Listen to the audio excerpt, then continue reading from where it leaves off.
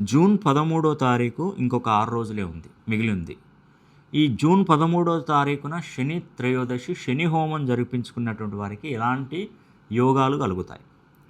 మెయిన్‌గా శనీశ్వరుడి అనుగ్రహం కలగకపోతే నష్టాలు జరుగుతాయి. వ్యాపారంలో నష్టాలు, ఉద్యోగంలో నష్టాలు, మరి వివాహ జీవితంలో నష్టాలు, అనారోగ్య సమస్యలు, ఇచ్చిన డబ్బు తిరిగి రాకపోవడం, ఇలా ప్రతీదీ మనకు నష్టాలుగానే మారిపోతాయి. అదే శని అనుగ్రహ సిద్ధి పొందితే వ్యాపారంలో లాభాలు, ఆర్థికంగా వృద్ధి అవుతాం, భార్యాభర్తల మధ్య సఖ్యత, సంతాన యోగ్యత, విదేశీ ప్రయాణాలలో ఉద్యోగాలు, వివాహాలు ఎన్ని ఉంటాయండి. శని అనుగ్రహం ఉండాలి.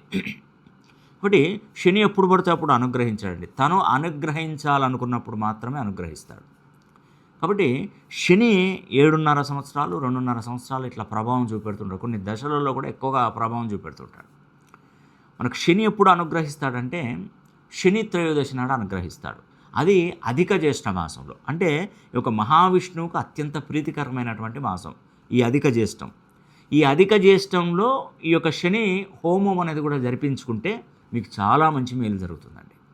ముఖ్యంగా ఈ శని హోమం చేయించుకున్నటువంటి ప్రతి ఒక్క కుటుంబానికి సుమారుగా 50,000 విలువైనటువంటి పూజా వస్తువులను ఒక వ్యక్తి మనకు ఉచితంగానే మీకు అందజేయమని చెప్పాడు. మీకు అందజేస్తున్నాను. ప్రతి ఒక్కరికి అందజేస్తానండి. ఎంతమంది వచ్చినా కూడా అందరికీ ఇవ్వాలని ఆయన కంకణం కట్టుకున్నాడు. ఆల్రెడీ నాకు పంపించాడు. ఒక వ్యాన్ లోడు నాకు పంపించాడండి. ఎంతో డబ్బులు, విపరీతమైనటువంటి డబ్బులండి. నిజంగా మీ ద్వారా నేను ఒక 250 కోట్లు సంపాదించుకున్నాను. నేను ఏదో ఉడతాభక్తిగా నేను ఇస్తున్నాను, తీసుకోండి సార్, మీరు అందరికీ పంచండి అని చెప్పాడు.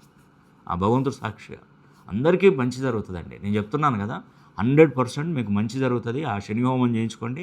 ఆ 18 రకాల వస్తువులు ఇంట్లోకి వచ్చి పూజించినప్పుడు మంచి అదృష్టవంతులు అవుతారు. లక్ష్మీదేవి అనుగ్రహం, కటాక్ష సిద్ధి లభిస్తుంది మీకు.